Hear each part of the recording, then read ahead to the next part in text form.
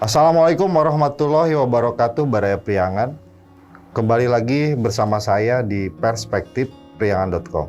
Kita akan membahas satu persoalan yang sangat menarik dan sangat penting untuk kita bahas. Pemerintah Kabupaten Tasikmalaya perlu segera melakukan langkah cerdas dan inovatif untuk menggenjot pendapatan daerah. Pemkab Tasik memiliki potensi sangat besar yang bisa menjadi sumber pundi-pundi pendapatan daerah jika dikelola dengan baik, yaitu aset tanah dan bangunan yang berada di tengah kota Tasikmalaya.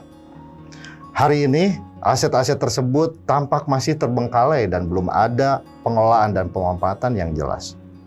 Lantas bagaimana aset tersebut harus dikelola? Langkah strategis apa yang harus dilakukan oleh Pemkab Tasikmalaya agar aset-aset tersebut bisa memberikan kontribusi terhadap pendapatan asli daerah? Sebelum kita berbicara kepada semua narasumber, saya akan bertanya dulu kepada Pak Ai, Kabid Aset DPPKAD Kabupaten Tasikmalaya. Bagaimana sekarang existing aset itu seperti apa dan pengelolaannya seperti apa? Assalamualaikum warahmatullahi wabarakatuh. Terima kasih Pak Muhajir.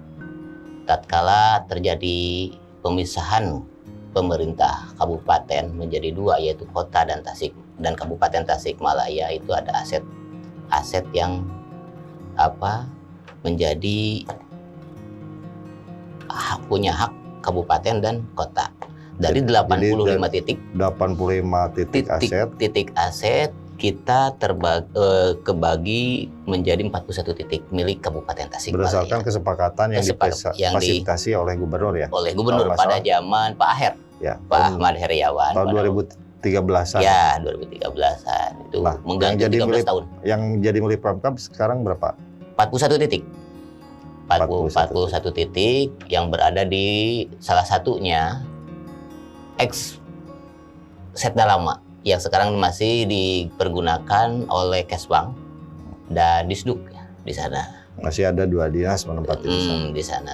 Termasuk yang lainnya juga Cilembang, yaitu yang mempunyai nilai ekonomis yang tinggi. Selain Cilembang jelas kan itu betul lahannya besar sekali, ya, dan sangat strategis di pinggir kota, di tengah kota, Di tengah kota, ya, betul. Termasuk. Selain itu apa? Selain itu ada yang di mana? Di Cibeti. Oh, di Cibeti ada. Bentuknya tanah, kolam dan sawah ada di sana. Termasuk di Urug. Di Urug bekas Balai Benih. Oh ya, sebelah kiri. Gitu. Banyak 41 titik yang terpencar, belum di komplek Gunung Pongpok, Sukasena. Kalau yang ruko-ruko kayak yang di Gunung Pereng itu ada di sana. Oke. Sekarang bagaimana kondisi pengelolaannya? Justru kami itu cuman hanya di sekitar wilayah pengamanan dulu. Untuk pengelolaannya mungkin kita harus duduk bersama dan mempunyai kesepakatan sinergi bersama. Baik itu dari eksekutif maupun yudikatif. Oke, pada prinsipnya aset-aset yang ada di kota ini belum dikelola secara optimal. Betul. Masih diakui itu. Ya, masih baru sebatas mengamankan aset tersebut. Ada nggak langkahnya seperti apa ke depan? Atau pembicaraan di Dinas Pendapatan sendiri? Justru kami juga di rapat internal di BPKPD, kami sudah mengkaji sebetulnya salah satunya yaitu harus mendatangkan para investor. Dan sesuai dengan regulasi yang ada, yaitu tentang kerjasama itu antara bangun guna sistemnya, antara bangun serah guna atau bangun guna serah. Bangun serah guna berarti dibangun dan diserahkan dengan pihak yang lain dan digunakan, ataupun sebaliknya gitu. Nah, kita tinggal mengkaji mau langkah apa, sistemnya ini sudah ada, tinggal mau apa yang kita pakai. Ya itu harus ada kesepakatan Berarti bersama. Sekarang belum ada agenda strategis dari Pemkab sendiri untuk step-step langkah-langkah untuk Karena kami di sini bidang aset itu kalau di pemain poli mungkin Mbah Apip juga tahu, selaku toser lah. Ya, nanti yang menjadi penyemesnya itu bidang pendapatan. Bidang Gitu. pendapatan, Betul, kami investasi tidak mau daerah. overlap juga terhadap tupoksi kami gitu kan. Jadi ini multi berbagai bidang berarti Betul. ya. Iya, Bukan satu sektor saja. betul. Oke. Betul. Oke. Saya mau geser dulu ke Komisi 2. Di Komisi 2 menjadi concern nggak sih soal aset yang ada di kota ini, pemanfaatannya, pengelolaannya, dan sebagainya? Langkah pertama itu payung hukumnya harus sudah jelas, karena selama ini masih ada asumsi dari masyarakat bahwa masih bermasalah. Saya katakan tidak bermasalah, sudah selesai, bahwa itu aset milik kita. Tinggal bagaimana langkah kita ke depan untuk mengoptimalkan supaya aset itu menjadi sebuah penghasilan buat kita, penambah PAD. Yang kedua, kita juga dengan Pak Atep sering berkonsultasi dan ngobrol. Jangan susah-susah lah. Hari ini kita telah mempunyai perusahaan daerah yang notabene bisa secara optimal dipakai, yaitu PT Abiaksa. Tambahlah kewenangan, kebijakan, dan pangsa pasar, terus garapannya bagaimana caranya PT Abiaksa diberi sebuah keleluasaan oleh pemerintah sebagai BUMD untuk mengolah aset. Tadi disampaikan oleh Kabid Aset bahwa ada hak serah guna bangun ya, guna bangun gitu ya, istilahnya lah, mangga lah. Itu juga bisa dilakukan oleh BUMD kita yang hari ini sudah selesai peningkatan status yang tadinya dari PDUP sekarang sudah jadi PT Abiaksa. Kita juga support dari Komisi 2 bagaimana caranya hari ini, karena aset-aset yang ada di kota sampai hari ini banyak sekali yang potensinya sangat tinggi, nilai jualnya sangat tinggi. Dan kalau berbicara tentang PAD, kemarin saya menyampaikan ketika ditanya oleh Bapak Muhajir, kalau optimal aset itu berapa peningkatan PAD murni kita? Saya sampaikan 80% bisa loh. Sekarang PAD kita 104 miliar. Saya tidak berbicara 300 sekian loh. Saya berbicara yang murni aja yang bisa dipakai oleh kita, 104 miliar. Kalau misalnya aset-aset itu dioptimalkan yang ada di kota, saya yakin lah nyampe ke 200, nyampe ke 180. Hitung-hitungannya jelas. Sekarang kita punya lahan yang seta lama. Kita punya lahan yang bekas terminal yang di Cilembang. Kita punya lahan yang bekas pasar Dindihiang. Kita punya lahan yang bekas dinas peternakan. Banyak sekali. Apalagi tadi ketika berbicara tentang lahan-lahan yang masih aktif hari ini dan produktif, sawah, kolam, banyak sekali kita yang punya yang ada di kota. Sampai hari ini jujur lah, tinggal menunggu goodwill dari semua pihak. Mari kita duduk bersama, mari kita berbicara bersama, sepaham bersama bagaimana hari ini. Karena ini tidak bisa dipikirkan oleh kepala daerah saja, tidak bisa dipikirkan oleh Kabid Aset saja, tidak bisa dipikirkan oleh DPRD saja, tapi semuanya. Saya pikir semua SKPD saya anggap adalah penghasil PAD. Nah, berangkat dari situ, beberapa SKPD yang kalau duduk bersama ini bisa menghasilkan sesuatu yang diinginkan oleh kita hari ini, dicita-citakan oleh kita hari ini. Bayangkan hampir sekitar 20 tahun setelah pemekaran antara kota kabupaten dari 2011. Taruh kita hitungnya dari situ, janganlah terlalu lama. Kita hitung dari 2013 ketika paripurna penyerahan aset, kita mendapat kompensasi dadaha, hitung 2013. Udah sekitar 8 tahun aset itu anggap dalam tanda kutip belum bisa digunakan secara optimal oleh kita. Nah, inilah yang harus jadi pemikiran kita bersama. Maka mari kita duduk bersama antara legislatif, eksekutif, dan di internal eksekutif juga jangan terjadi egosentris. Semua duduk bersama. Anggap bahwa SKPD semuanya, sekali lagi saya sampaikan, bahwa itu adalah sebagai penghasil PAD. Oke, dari Litbang sendiri, apakah Litbang membuat sebuah perencanaan atau sebuah kajian yang holistik ya, menyeluruh, bagaimana aset-aset itu harus dikelola supaya menghasilkan PAD? Litbang sekarang itu sesuai dengan SOTK yang baru, Bapelitbangda, yang itu baru lahir kemarin Desember, Pak. Jadi kita punya semangat bahwa Litbang ini harus eksis untuk mengkaji potensi-potensi ataupun isu-isu strategis yang bisa berkontribusi terhadap pemerintah daerah. Salah satunya adalah bagaimana kita melakukan upaya peningkatan terhadap pendapatan asli daerah. Berbicara pendapatan asli daerah, itu yang tadi disampaikan bahwa itu bersumber dari pajak daerah, retribusi daerah, dan salah satunya adalah pemanfaatan dan pengelolaan kekayaan daerah yang dipisahkan. Yang salah satunya yang dibahas hari ini adalah berkaitan dengan aset. Nah, kebetulan di tahun ini kita lakukan pengkajian kaitan dengan economic value aset pemerintah daerah yang berada di wilayah Kota Tasikmalaya. Rencana kajian yang akan kita lakukan adalah yang pertama, kita kaji dulu peruntukan ruangnya dari masing-masing aset yang kita kaji.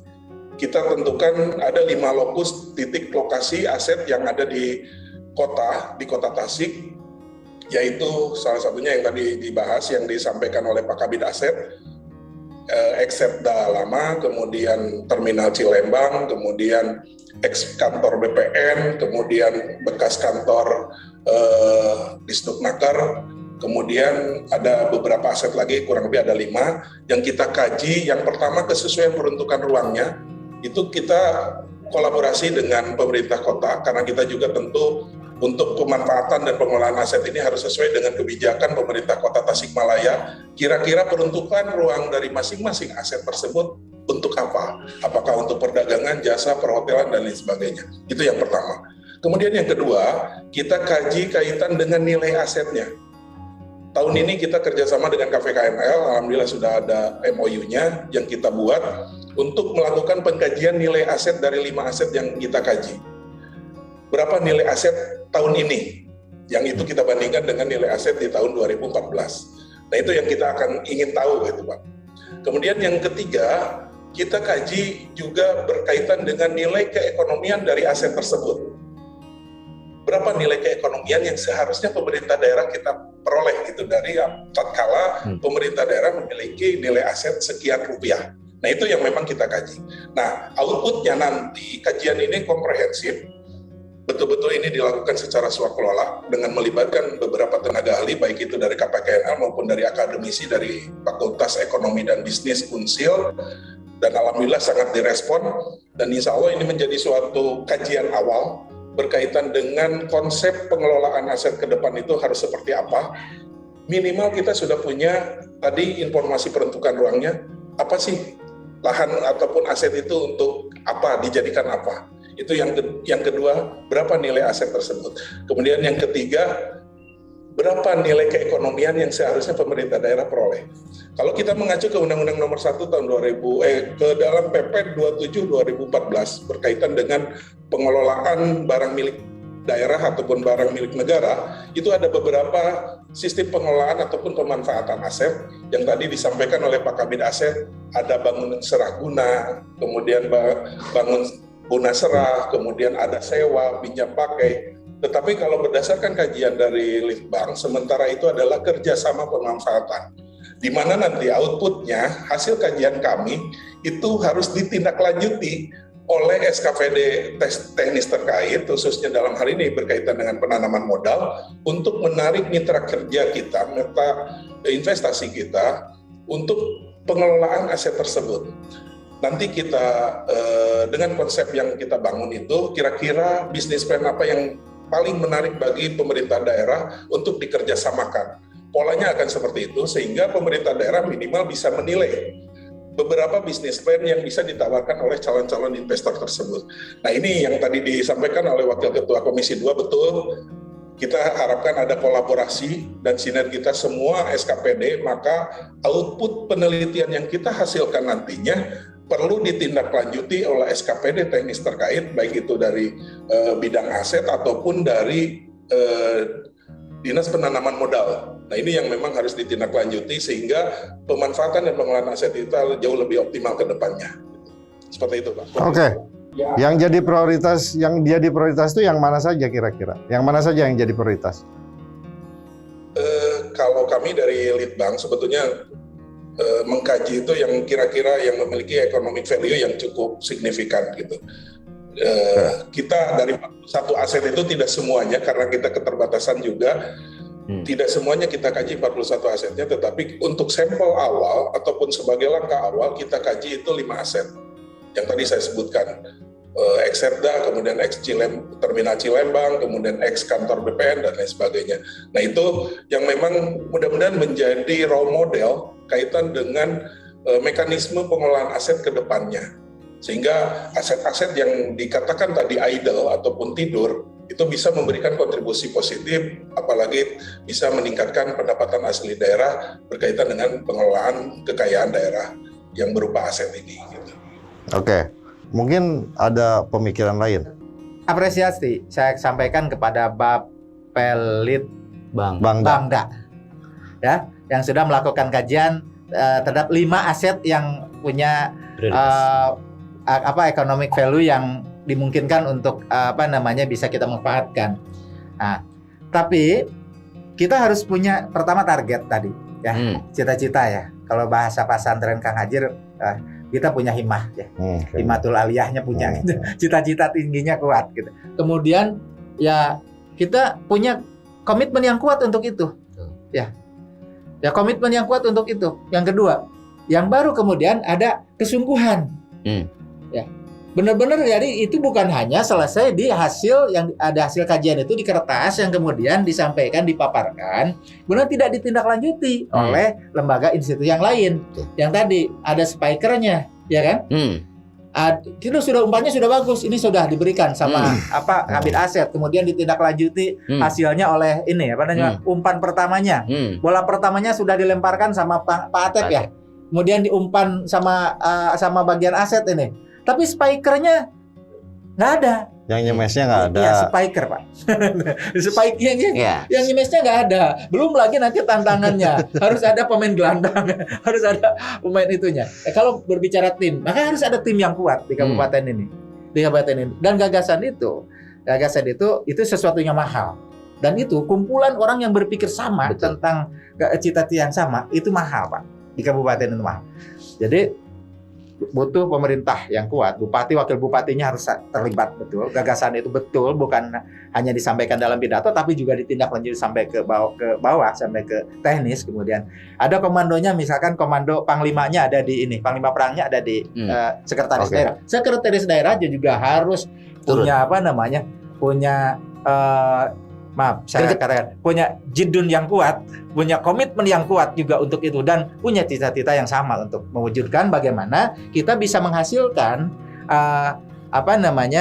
pendapatan dari aset tidur yang kita miliki selama bertahun-tahun. Nah, kerjasama dengan pemerintahan kota juga harus kita bangun. Ya, itu kan harus pembicaraan tingkat tinggi antara pimpinan daerah dengan pimpinan daerah. Ini yang saya sebut kenapa DPRD sangat mendorong sekali, karena kita juga punya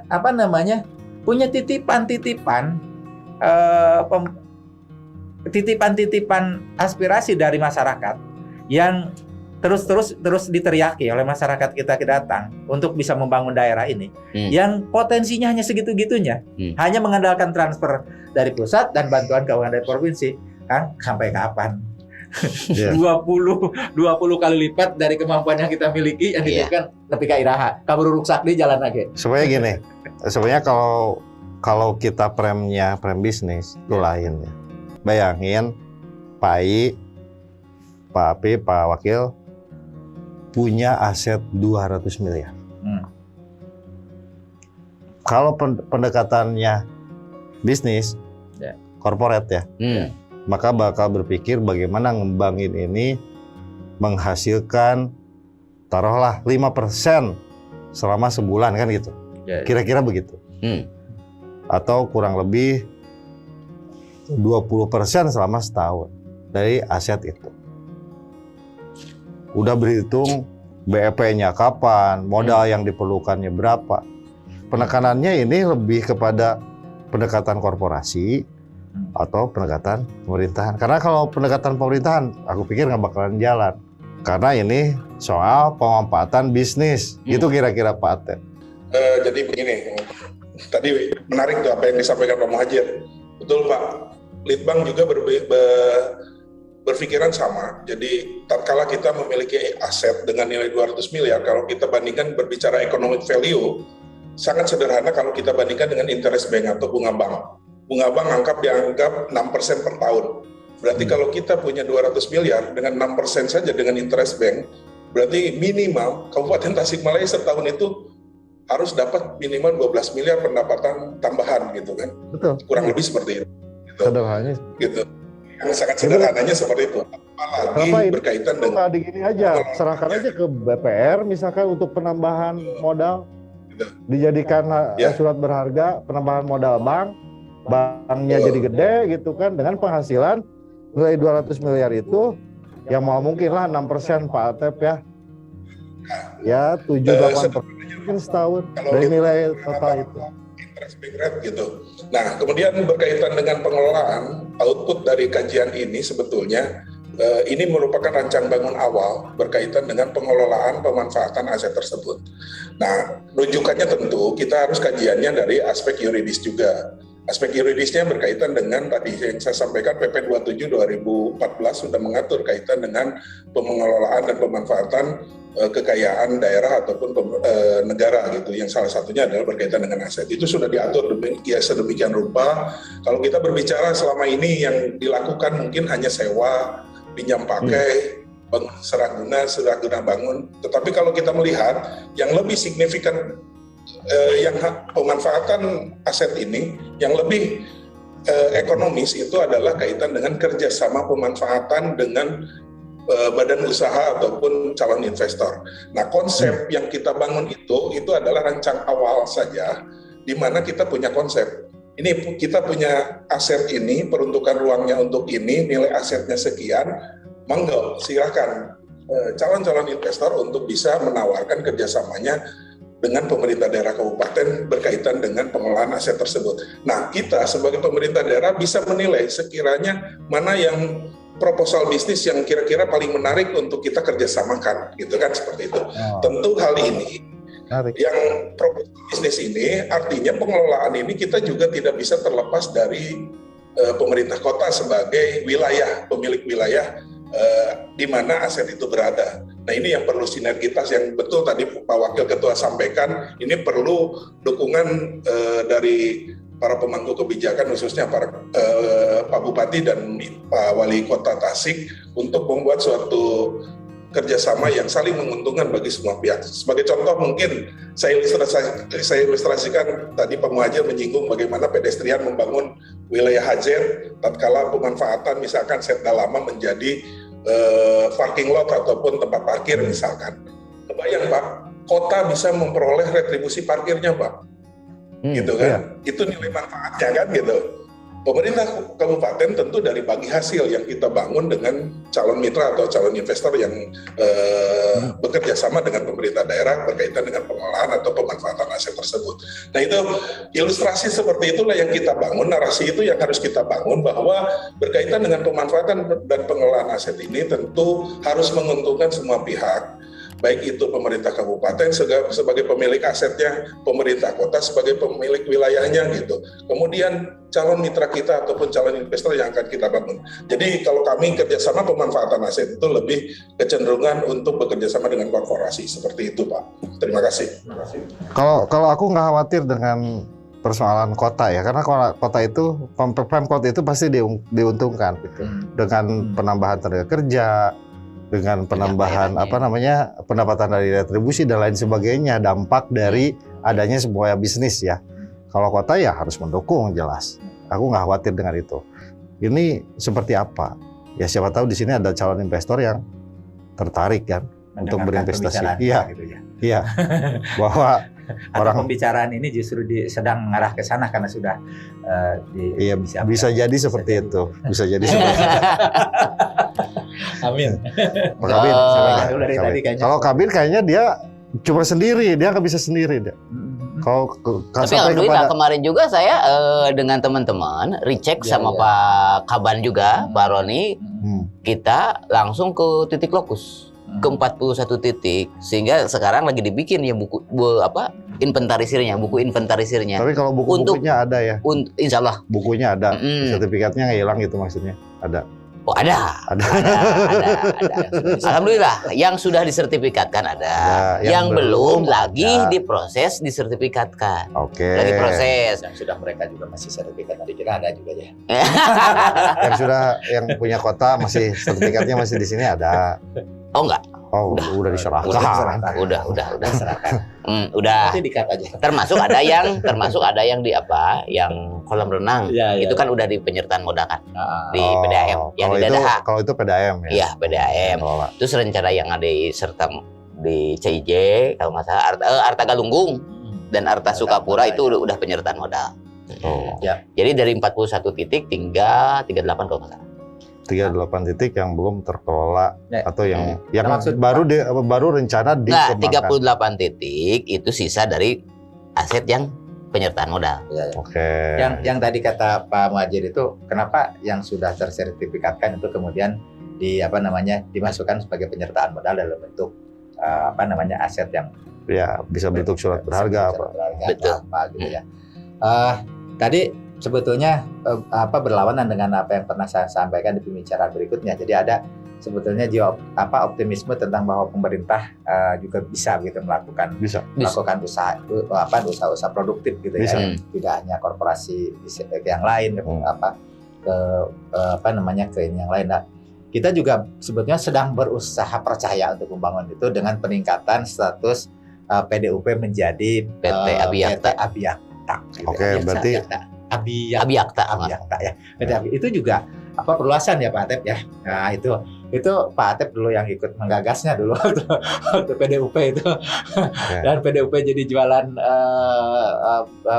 BBM gitu ya. Sekarang kan diperluas gitu ya. Diperluas.